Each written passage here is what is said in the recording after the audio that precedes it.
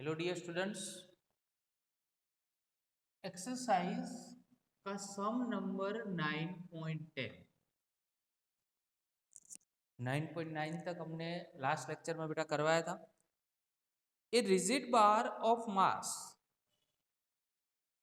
आपको मास दिया है 15 kg का, राइट।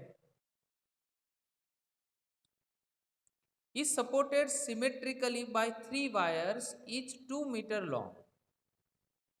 वायर की आपको लेंथ दी है 2 metre. Those at each ends are of copper and the middle iron one is the iron. Determine the ratio of their diameters if each is to have the same tension. Same tension बोला है, that means उसमें जो force होगा, दो wire है, copper का है, दूसरा आयरन का वायर है, तो सेम टेंशन है, मतलब दोनों का फोर्स क्या होगा, सेम होगा। ठीक है, तो सबसे फर्स्ट तो हम को डायमीटर का रेशियो फाइंड करना है। तो पहले तो एरिया फाइंड करते हैं। तो एरिया ऑफ कॉपर वायर,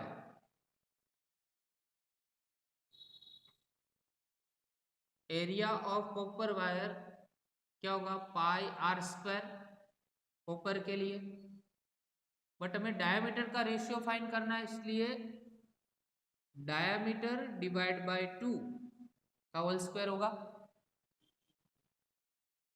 तो pi D C U square divide by 4, ये हो गया अपना ए सी यू।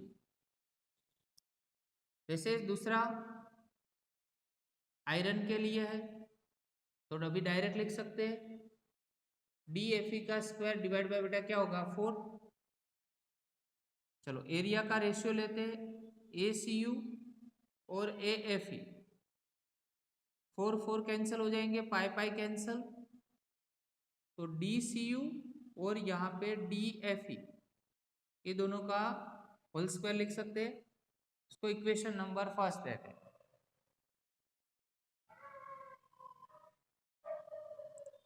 अभी यहाँ पे आपको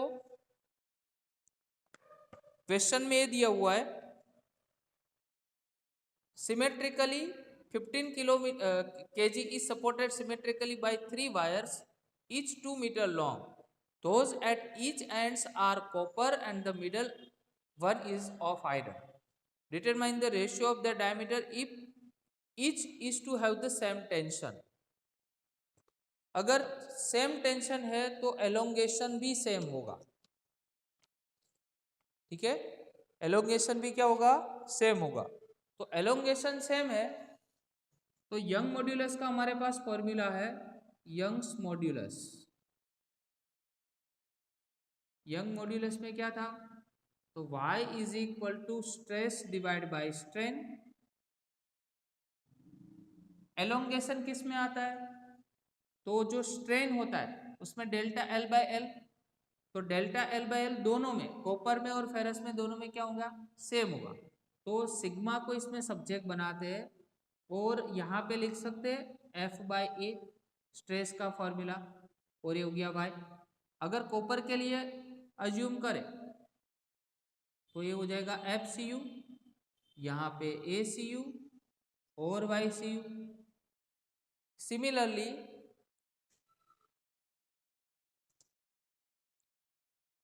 अगर आयरन के लिए लेना हो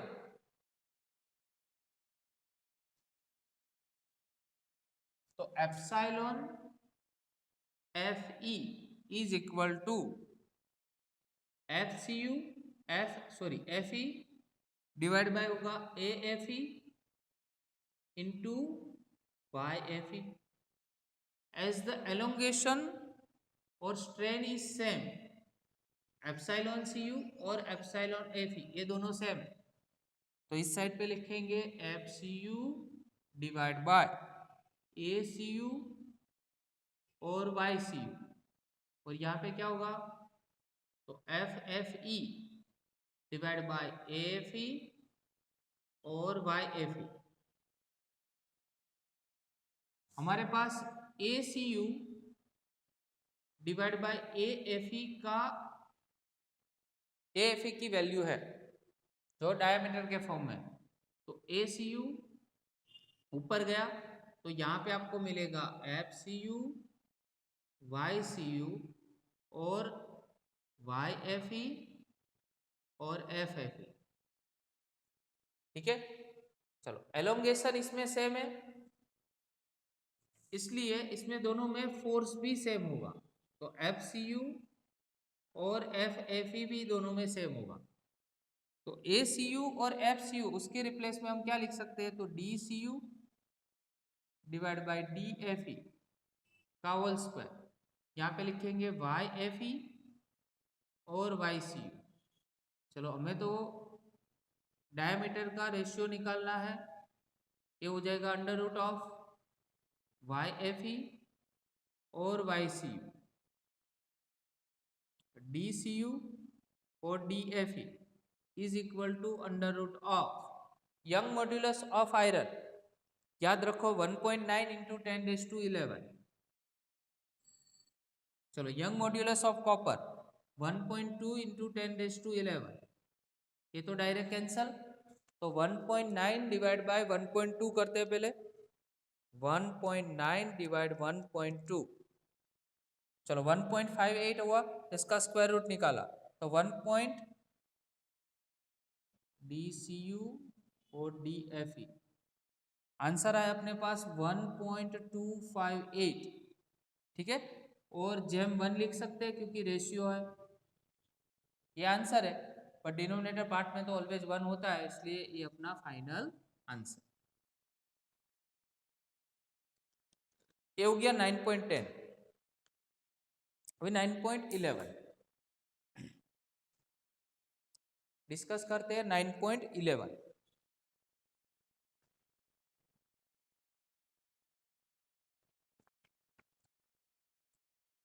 ये 14.5 kg mass fastened to the end of the steel wire of unstretched length of 1 meter is drilled in a vertical circle with an angular velocity 2 revolution per second at the bottom of the circle.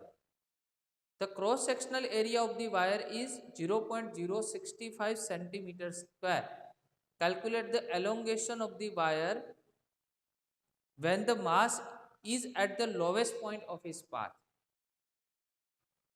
पहले तो यहाँ पे एक steel wire है जिसको एक rigid support के साथ ऐसे हैंग किया है, ये स्टील वायर, और यहाँ पे एक मास है 14.5 kg का।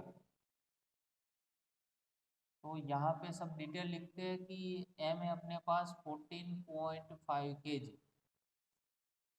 राइट। लेंथ आपको दी है 1 metre, angular velocity omega 2 revolution per second है, कितना है 2 रिवॉल्यूशन पर सेकेंड। अभी पर सेकंड आपको एंगुलर वेलोसिटी दी है तो आप उसको फ्रीक्वेंसी भी बोल सकते हो f, ठीक है। ये एंगुलर वेलोसिटी है बट पर सेकंड दिया है, दैट मीन्स आप उसको क्या बोल सकते हो, फ्रीक्वेंसी भी बोल सकते हैं हम या तो ऐसे उसको कन्वर्ट करें तो भी चलेगा कि 1 रिवॉल्यूशन होता है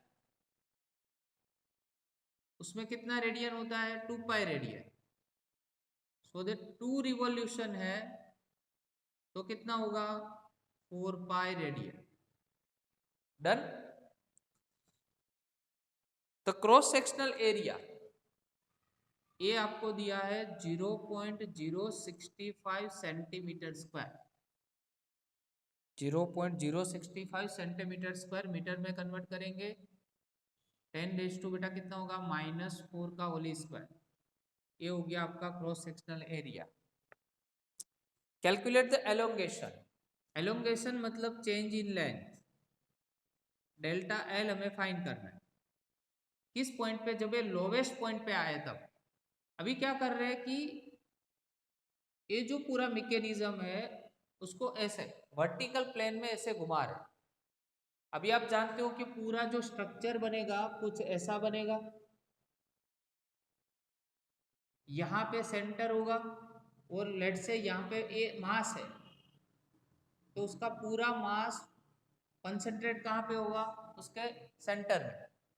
ठीक है, अभी ये स्टील का वायर है, ये स्टील वायर है और ये मास है, तो डाउन साइड कौन सा फोर्स होगा, यहाँ पे mg, और ये स्टील का वायर है तो यहाँ पे टेंशन होगा T।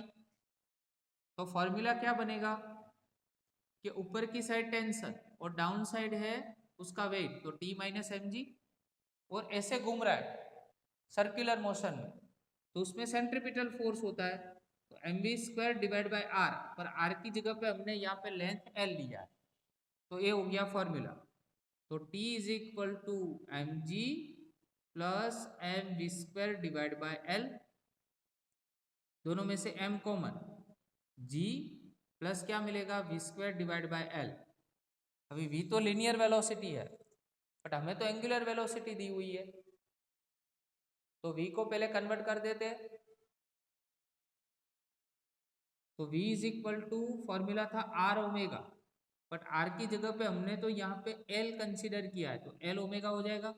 चलो रखो वैल्यू, तो t is equal to M G plus A हो गया एल स्क्वायर ओमेगा स्क्वायर, और नीचे l, एक l कैंसिल हो जाएगा, तो t is equal to M G, ये हो गया ओमेगा स्क्वायर l, राइट। अभी आपके पास m की वैल्यू भी है और g की वैल्यू भी है, ठीक है।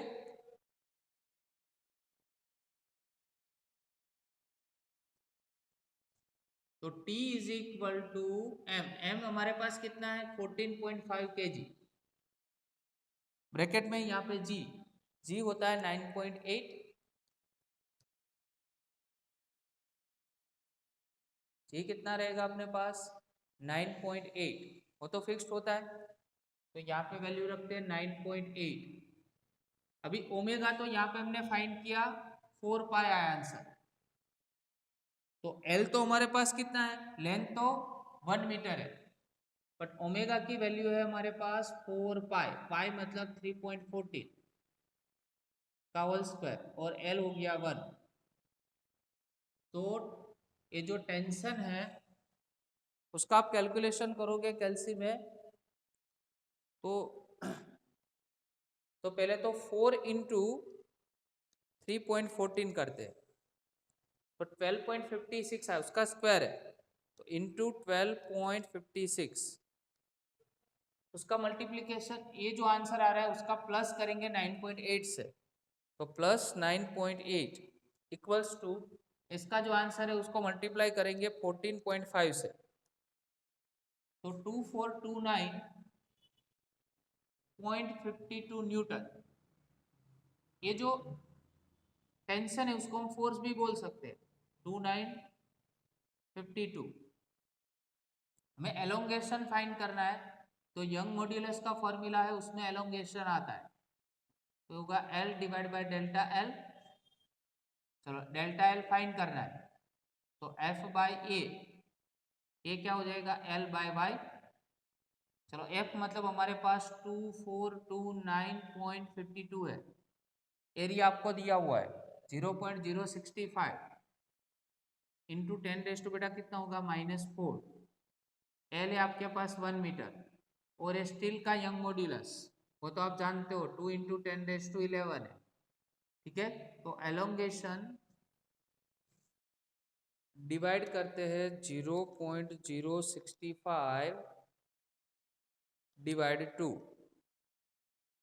तो 186,186,88.67 इंटू 10⁻2 कितना होगा, ये 7 ऊपर गया तो -7, 1 2 3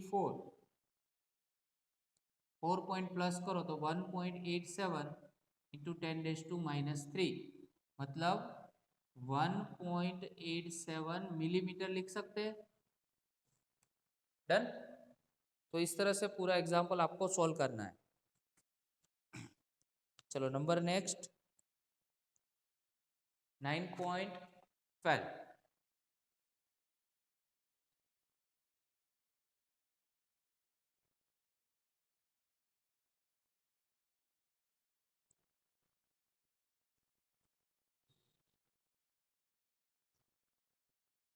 compute the bulk modulus of the water from the following data. Initial volume V1 आपको दिया है 100 लीटर, कितना है 100 लीटर। अभी लीटर अपना SI यूनिट नहीं है, SI यूनिट में कन्वर्ट करने के लिए -3 से क्या करना पड़ेगा, 10⁻³ से मल्टीप्लाई। चलो वैसे ही V2 अपने पास कितना दिया हुआ है 100.5 लीटर है। तो अगेन यहाँ पे V2 करो तो 100.5 इंटू कितना बनेगा 10⁻³ मीटर⁻⁻3। डन।